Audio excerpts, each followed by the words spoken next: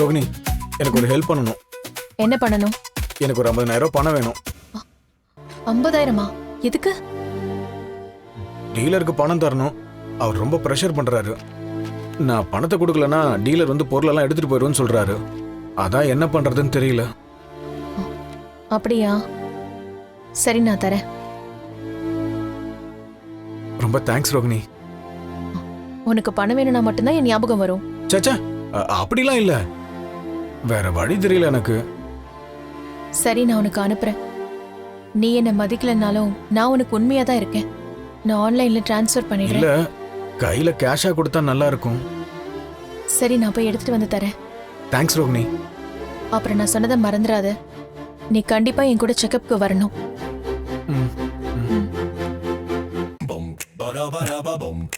Bro, கரெக்டா பணத்தை கேட்டேன். கையை கொடு. நல்ல வேலை, சக்திவேல் சார் கரெக்டா நேரத்தில் ஞாபகப்படுத்தினாரு. சரி சரி, அதான் உங்களுக்கு சம்பளம் வருது உறுதி ஆயிடுச்சுல. இனிமே எந்த பிரச்சனையும் பண்ண மாட்டீங்கல்ல?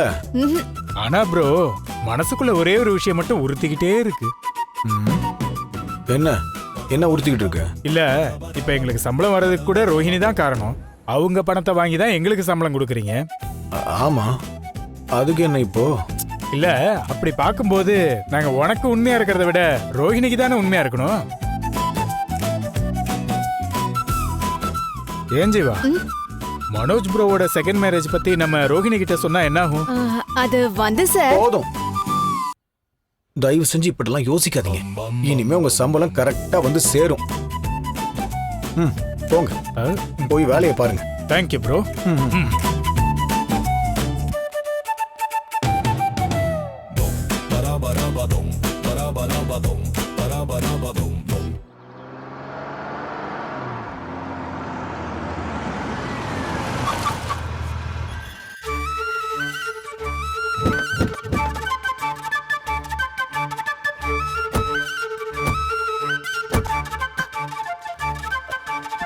வணக்கம் மேடம். வாமா. வணக்கம் சார். வரேக்கா.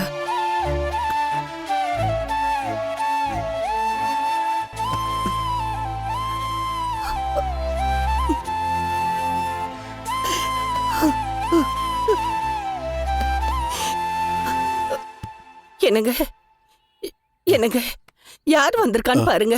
நம்ம பொண்ணு வந்திருக்காங்க. வேண்டாம் சிந்தாமணி, சும்மா சொல்லாத. நம்ம பொண்ணு வரமாட்டா. அவ நம்மள வேண்டான்னு தூக்கி போட்டு போயிட்டா. அவ வரமாட்டா.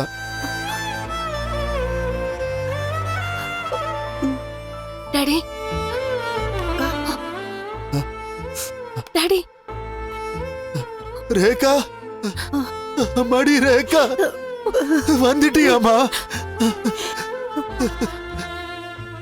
என்னாச்சு டாடி உங்களுக்கு? சிந்தாமணி, நீதான் போய் கூட்டு வந்தியா? ஆமாங்க. என் உடம்பு சரியில்லைன்னு சொல்லி அவ மனச கஷ்டப்படுத்த வேண்டாம்னு சொன்னல. இல்லங்க, அவ வந்தவங்க மனசுக்கு ஆறுதலா இருக்கும் தான் கூட்டு வந்தேன். தூக்கத்துல கூட நீங்க அவ பேரை தானே சொல்லிட்டு இருக்கீங்க.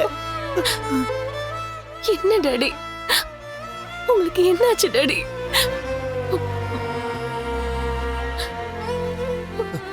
அழாதம்மா, எனக்கு திடீர்னு இப்படி ஆகும்னு எதிர்பார்க்கல. எனக்கு நீ எந்த கெட்ட பழக்கம் இல்லைன்னு உனக்கே தெரியும். ஆரோக்கியமா இருக்கேன்னு தான் நினைச்சேன். இப்படி ஆயிடுச்சு. ஏங்க, உடம்பு என்னதான் ஆரோக்கியமா இருந்தாலும் மனசுல கவலை இருந்தா அது உடம்ப பாதிக்க தானே செய்யும். எப்படி சிந்தாமணி கவலைப்படாம இருக்க முடியும்? நம்ம ஒரே பொண்ணு நம்ம பக்கத்துல இல்லாம போயிட்டா. ஒரு நாள் கூட அவகிட்ட பேசாம நான் இருந்ததில்லை. இப்போ ப்ளீஸ் டாடி, அழாதீங்க டாடி. ஏங்க, டாக்டர் உங்களை உணர்ச்சி வசப்படக்கூடாதுன்னு சொல்லிருக்காரு. அழாதீங்க டாடி, அழாதீங்க டாடி. நான் தான் வந்துட்டேன்ல. அம்மா ரேகா, நான் உன்னை ரொம்ப மிஸ் பண்ணம்மா. நானும் உங்களை ரொம்ப மிஸ் பண்ணேன் டாடி. அழாதம்மா. ரேகா, அவருக்கு எப்பவுமே உன் நினப்புதான். உன்னை பத்தி தான் பேசிக்கிட்டே இருக்காரு. அந்த கவலையிலேயே அவர் சரியா சாப்பிடுறது இல்ல, தூங்குறது இல்ல. டாடி ரொம்ப சாரி டாடி, நான் உங்களை ரொம்ப ஹர்ட் பண்ணிட்டேன். பரவாயில்லம்மா, நீதான் இப்ப வந்துட்டல்ல. உன் முகத்தை பார்த்த உடனே இப்ப எனக்கு ஒரு தைரியம் வந்துருச்சுமா. இனிமே எனக்கு ஒண்ணும் ஆகாதுமா. நீ என் பக்கத்திலேயே இருமா.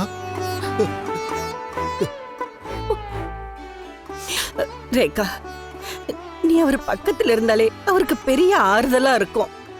சீக்கிரமாவே குணமாயிருவாரு.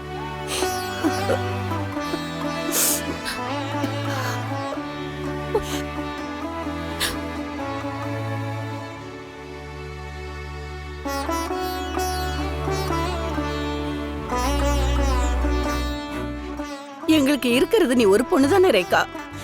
நீ இல்லாம எங்களுக்குன்னு வேற என்ன வாழ்க்கை இருக்கு? யாருக்காக நாங்க இவ்ளோ சம்பாதிச்சு சேர்த்து வச்சிருக்கோம்? எல்லாம் உன் ஒருத்திக்காக தானே. நீயே எங்க கூட இல்லாதப்ப நாங்க எதுக்காக வாழ்றோன்னே தெரியாம போயிடுச்சு. அப்படிலாம் பேசாதம்மா. ரேகா, மருந்து மாத்திரையை விட உன் அப்பாவை உன்னாலதான் குணப்படுத்த முடியும். பாரு, இப்பதான் அவர் முகத்துல உன்னை பார்த்ததும் எவ்வளவு சந்தோஷம் வந்திருக்கு.